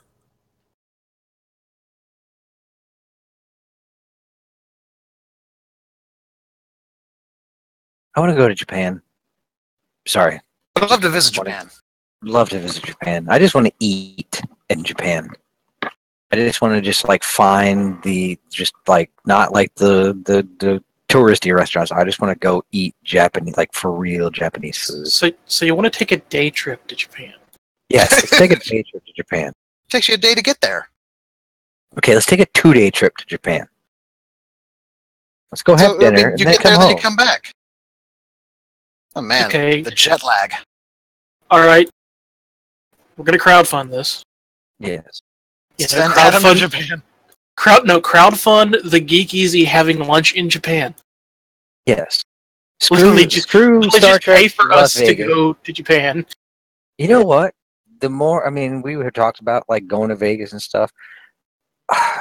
The pricing is so ridiculous to even just get into that convention. It's not even worth it, man. It's like you got to pay hundreds of dollars just to get in, and that's just for the basic. And it's just, and then you still got to pay for your room, and then if you want to do anything else, you got to pay for that too. It's like, nope, sorry. I mean, I'm a Star Trek fan and all, but man. I don't know. I get what you're saying, but part of me still is dying to go. That's what I would want to go camaraderie with people I know, and the convention would be secondary. It's like I wouldn't mind just being in Vegas for that week and not even going to the convention, but just hanging out with everybody.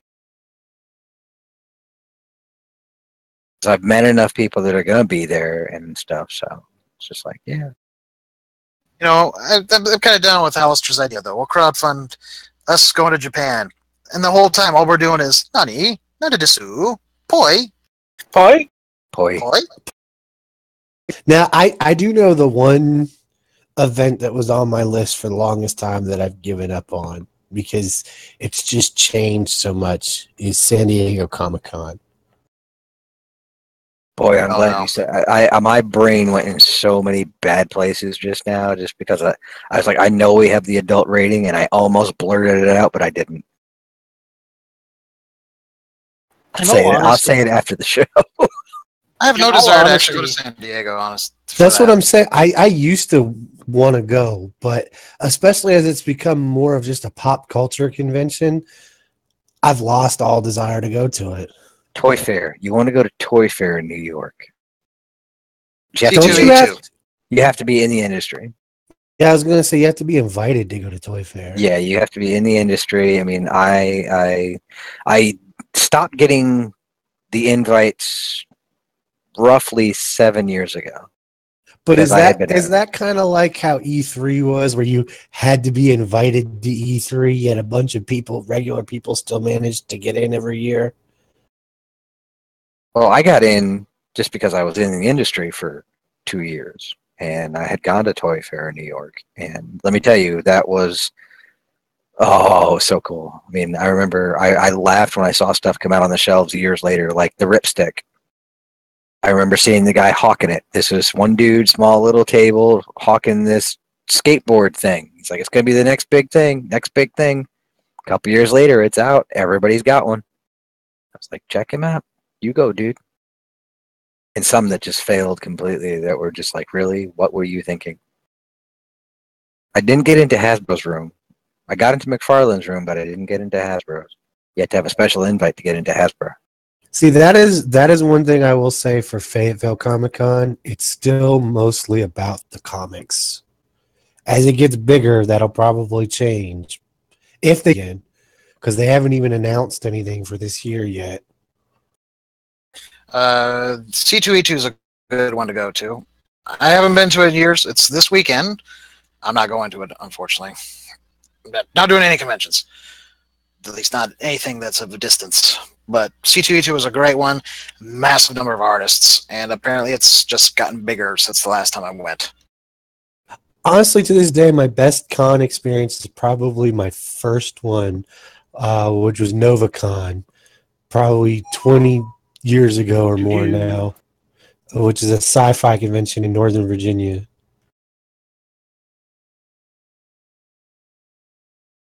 That doesn't exist anymore. Well, that does happen, unfortunately. Well, I would say if we were to go to any conventions as us as a whole, I'd say either Gen Con, because we all like either A, miniatures, or tabletop. And one of us already goes there. Already in favor. B, Dragon Con, because relatively speaking, for all of us except for Roland, it's the one relatively close to all of us because it's in Atlanta. Or Celebration.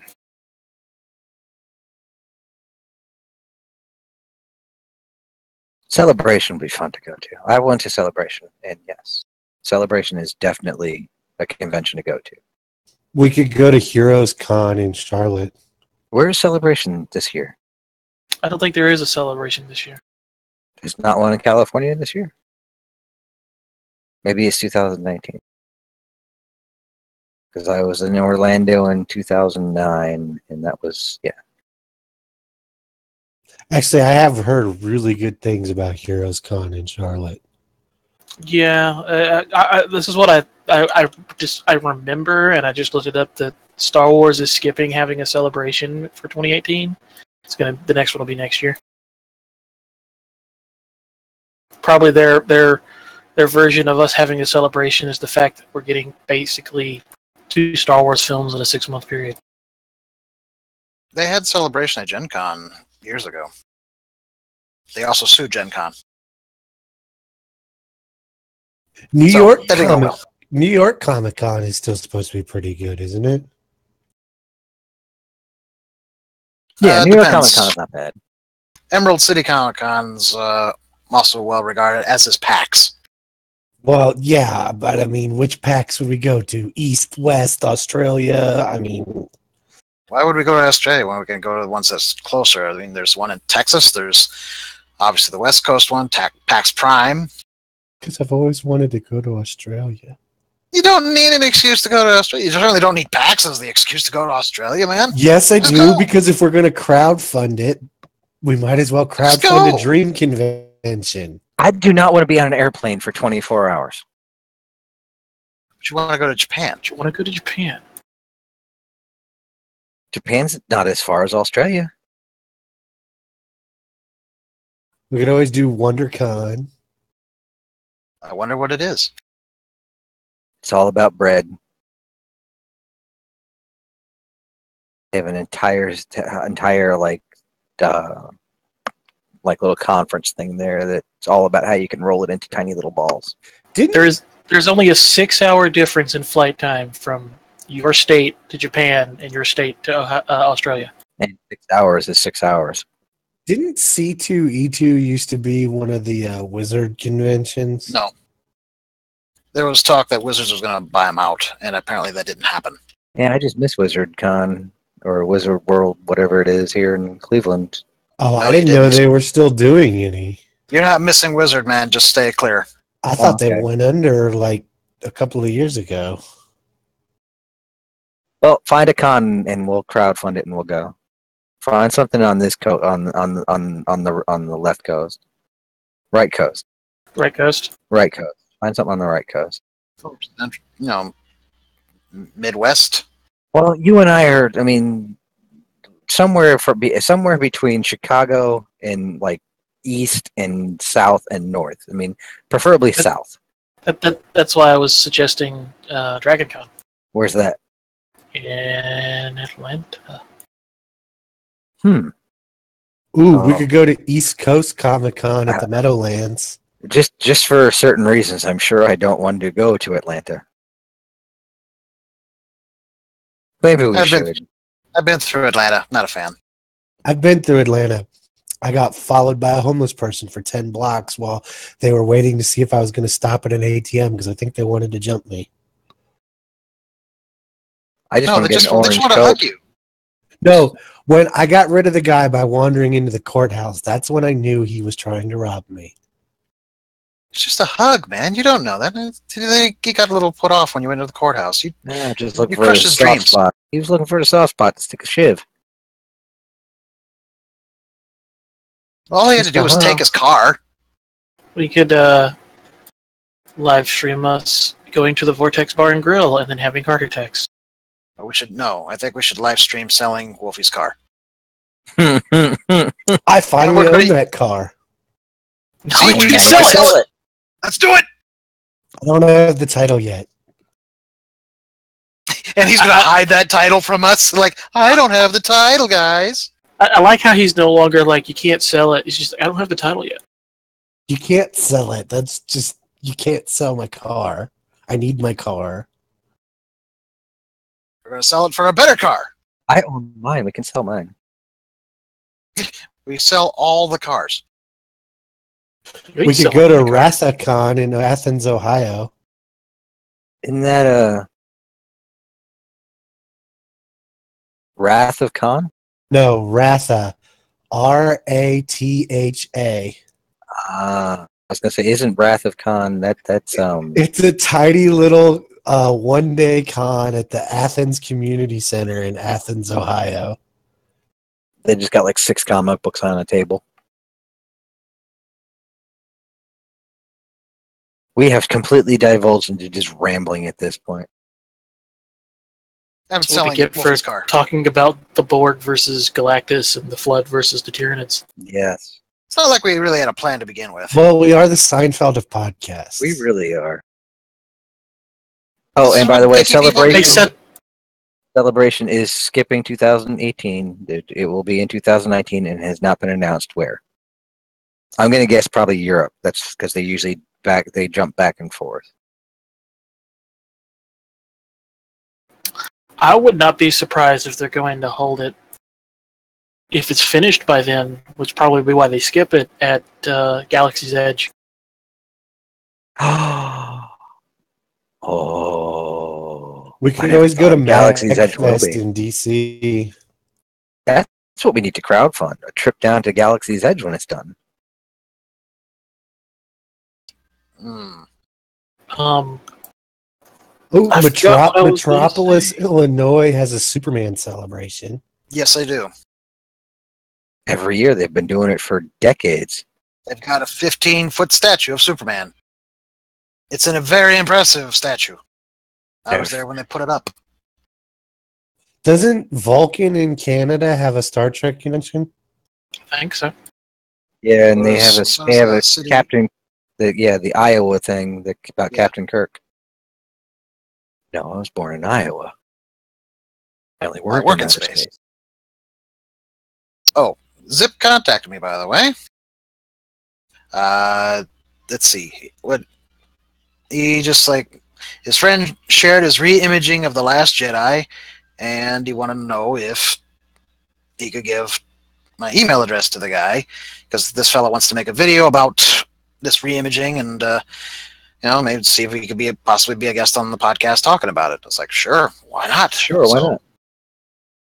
We haven't beat that horse to death yet. Is he a Well, detractor? I don't know. I don't know anything about it. Apparently, that's a well-written essay, though. Because I mean, we're pretty much in consensus that it's not a great film, but it's a good film and it's a good Star Wars movie, right? I found the one we have to go to based on name alone. We've moved on, man.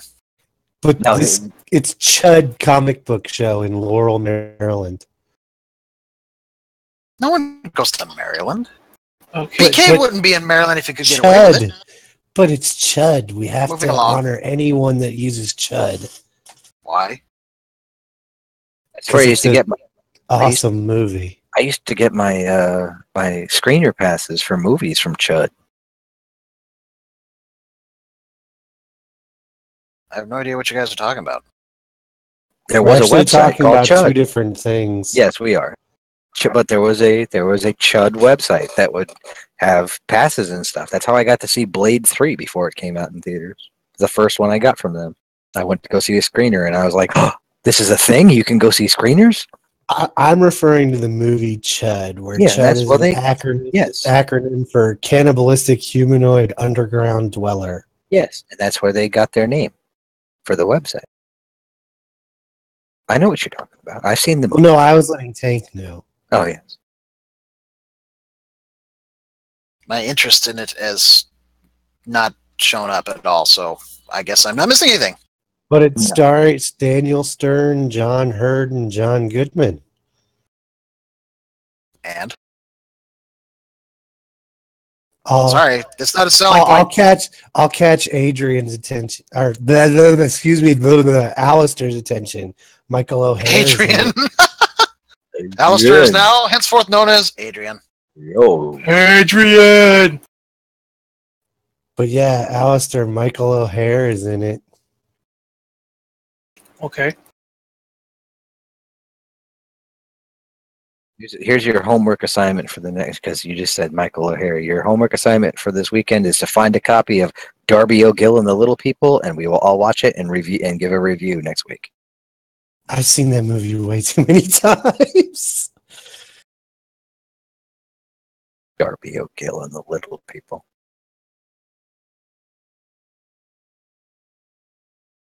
Oh, we need to go back to the retro reviews Yes, we do. where we pick a movie, and we should go back and we can start that again. Go back to doing that thing we did one time. Why do we only do it one Huh? time?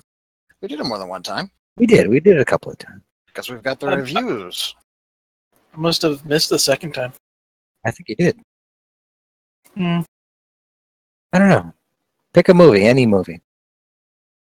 Chud. Harlock and Escape from LA. We Escape did from 3. LA? Yes.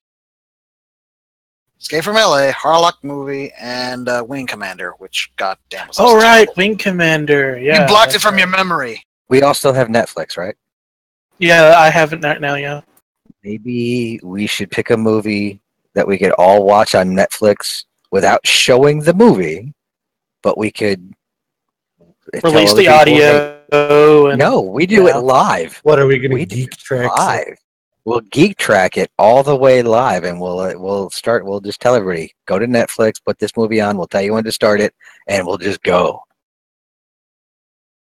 Of course, we'd have to watch it beforehand and have things set and ready to go, kind of like they do for. Yeah. It's a little hard to do it on the fly. And I mean, I'm sure we could do it on the fly as long as the movie was bad enough, but Oh, I know what we need to do then. What? We can either do two films. One because of all the walking, and the other because it is pretty much considered a film. We can either do, and because I'm looking at them on Netflix right now, Lord of the Rings: The Fellowship of the Ring, So much walking. or Pirates of the Caribbean: Dead Men Tell No Tales. Ooh. Thought we were going to be doing bad films. Dead Men Tell No Tales was a pretty bad movie. And here's the best part: if we do the Pirates of the Caribbean one, it will be my first time watching it. Ooh. See, I mean, where I like the first three, they stumbled on four, and by five, it was just like, really? I mean, even even Johnny Depp didn't want to be there. It's like, it's a paycheck. Savvy? Ah, See, We we could can always do it on do- the fly. We could always try to do Battlefield Earth. I was going to say we got Battlefield Earth. no, Is sorry. Battlefield Earth on Netflix? Yes. Oh. There is a line that I will not cross, and that's definitely on the other We side of could it. watch the 1998 Lost in Space. I've never seen that one. It is good and bad. So no one told you space was gonna be this way. Your ship is broke, the robot's gone, haywire and astray.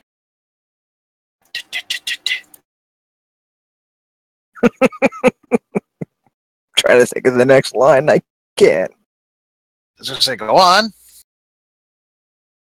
I'll be there for you as you fly Danger. out the airlock.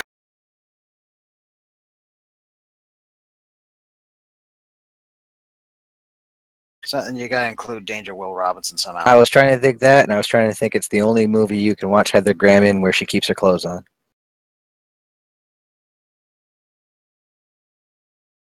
Honestly, See, I think that's true. Well, no, I think it's the only movie where Heather Graham isn't over sexualized in a movie too.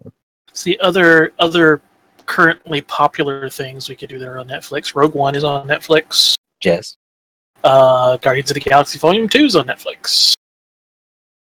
not my favorite Marvel movie. Is Maximum Overdrive on Netflix? Going through our list here. So we got Moana. I am number 4. We could watch 300. Cars 3.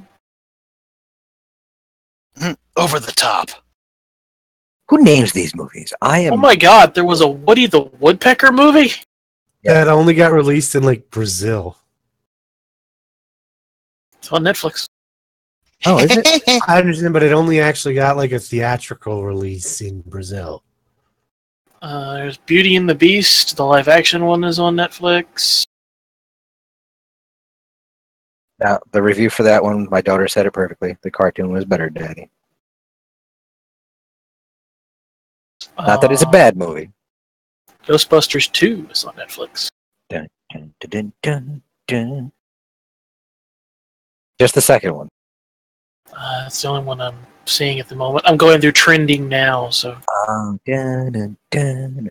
Well, like I said, we could do. I mean, I would have no problem doing a live, even if it wasn't on a Wednesday. We just take a day where we know we're not doing something. We got the time. Take 2 hours of our day and just completely riff on a movie.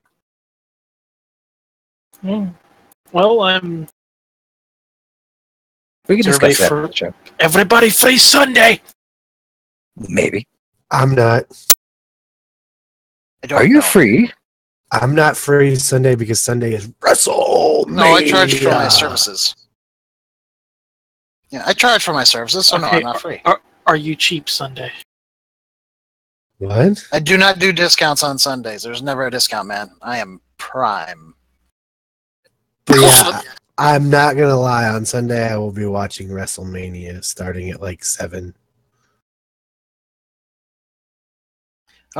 There's one thing I definitely want to watch, and be the last.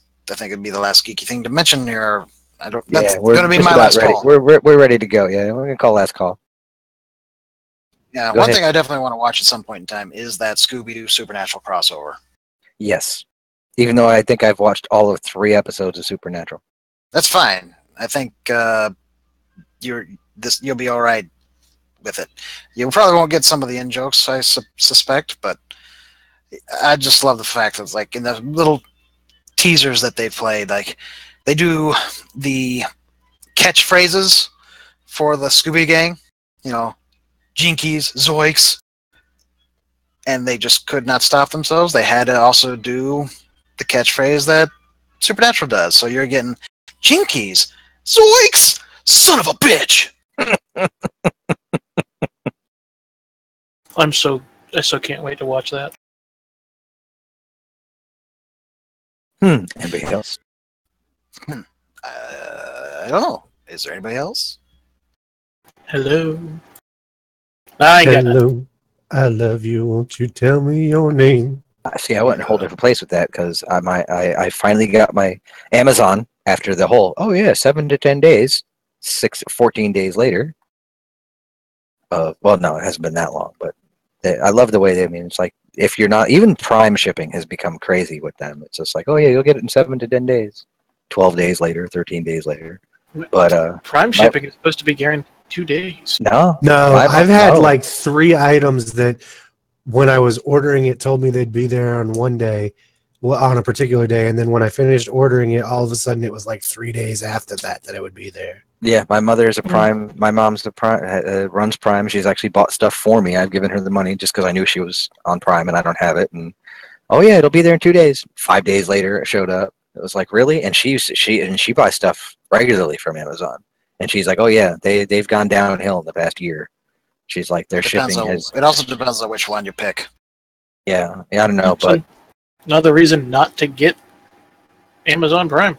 yeah, and it was just like, well, but I got the original 5 Marx Brothers movies on Blu-ray, completely remastered, including Animal Crackers, which is not only remastered, but it's remastered from a print that hasn't been seen since 1930, which means it was not touched by the whatchamacallit, the censor board here in the States, because it was found in a British film vault.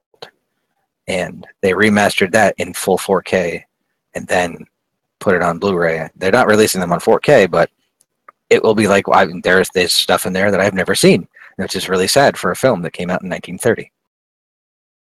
So I'm all excited. I was going, Hello, I Must Be Going. That's sung by Groucho Marx. And I would recommend the Marx Brothers to anybody who wants to get into classic comedies. They are where you should start first. Keep in mind this, though, that's the Marx Brothers, not Karl Marx. Not Karl Marx, the Marx. Slight difference. Yes, Slight different type of comedy. Yeah, okay. Groucho, Chico, Harpo, Zeppo, Carl. Well, yeah, he's the black sheep of the family. Actually, no, he's the red sheep. Well, I mean, we must seize the means of comedy. But yes, but that's I got nothing for last call. Anybody else? Actually, give me a second here, and I will have one truly last thing. You can't have You can't have a second with last call, man. That's it. I'm giving you my seconds. Okay, go ahead. Oh, they went into the Facebook chat. So, bears. No, it's not bears. The second one is. No, the second one is. Though I do want a Panzer Bear. Panzerba. I'm not German. I'm going to say Panzer Bear. But yeah, that's we have actually completed models mostly. Nice. But that's not really the last call here because I can't show that because I don't have the screen scrap set up. Well, I don't know why I did, and all of a sudden it's gone. I don't have it. I have to fix it. Well, anyway, this is just showing the progress, so that's why I keep vanishing on at least one day a week. So 40K minis, learning new things, how to do that, paintings and whatnot. And we have completed a grand total of 1, 2, 3, 4, 5, 6, 7, 8, 9 models out of 190 models.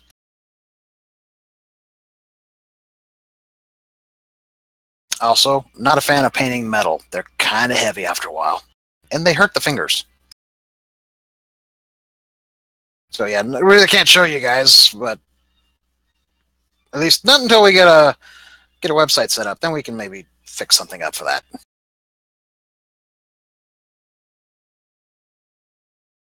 Panzer Bear. Panzerba. Did I show you that? Did we show you that? I just put him up on the stream.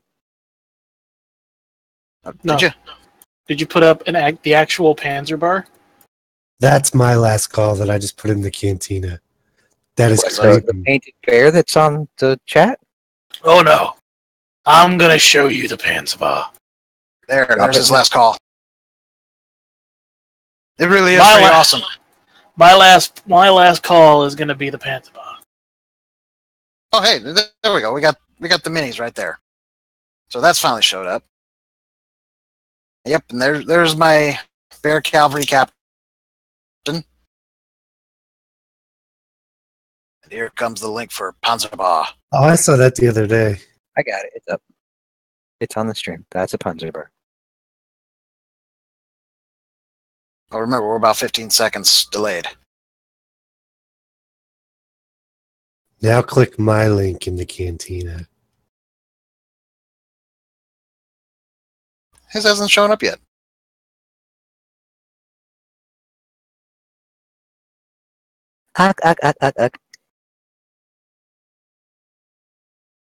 Isn't that one of the creepiest things you've ever seen, though, Adam? Yeah, it actually, but it's a really good sculpt. Who did that? What is that? Is that an actual production piece? It looks like it. It looks like it's Mezco Toys. Oh yeah, Mezco's got the Popeye license. They've had it for a while now. It's one of the few. I remember actually talking with the owner of the company back in Toy Fair when they were first really getting big and getting some good licenses and doing their own stuff. They actually did a cryptozoology line that was actually really cool, really good sculpts. Their sculptors were rivaling Marvel's at the time, or McFarlane's at the time. You know, I like how that article kind of reads like this is terrifying, and I'm like, that's sweet. Alrighty then. Well, last call has been called. Geek EZ will be closing momentarily. I don't care where you go, but you can't stay here. But we'll be back next week, and maybe even sooner than that. We'll find out. One of these days, we'll put it up there and say, hey, we're going to be streaming. Now it's really, we're going to have to preface it that we cannot show the video of what we're watching, but you can watch along with us. We'll find a movie, but we'll definitely got to get back into the retro movie reviews. I think we should do Predator. The original. Either that or Aliens versus Predator. AVP would be good. AVP wouldn't be bad. I actually own that movie. So it'd be easy for me to watch. But until next week, I think that's it. I just said AVP would be good, and my phone thought I was talking to it. Alexa. You know what? I'm going to have to turn that on and see if she answers the commercials about Alexa. My kids have Alexa on their tablets. Alexa, yes. That or tell Siri to call Alexa and have Did you, talk back and forth. Ever read the story about apparently this old woman already had Alexa, and someone got her a Google Home, and so they had them in like opposite ends of a very large living room, and one of the grandkids went, "Hey Google, what do you think about Alexa?" And the Google Home said, "I like her blue light," and then Alexa on the other end of the room went, "Thank you." That's just wrong. Skynet, people. Yeah. Is this how you want Skynet? Because this is how you get Skynet. We've seen the end of this movie. Dun, dun, dun, dun. I can't. Yeah, but it's going to be a little different. In this era, it's going to be, I can't let you order that, Dave. That'll You're be not at a least, Prime. You're not Yes. a Prime member, Dave. Yes, exactly. Open the garage door. I can't do that, Dave. My name's not Dave. You're Dave to me now. Oh, all right. We'll be back next week. Same time, same channel. Maybe. Maybe we'll find someplace else to stream. Maybe we'll just go random. Maybe we'll do a Google Hangouts one day. Just stream to Google just to see what happens. Is that kind of like what if they threw a war and nobody came? Exactly. I think that our innate laziness is going to be like, yeah, let's just go to Discord. All right. Say goodnight, boys. Later. Good night, boys. Goodbye.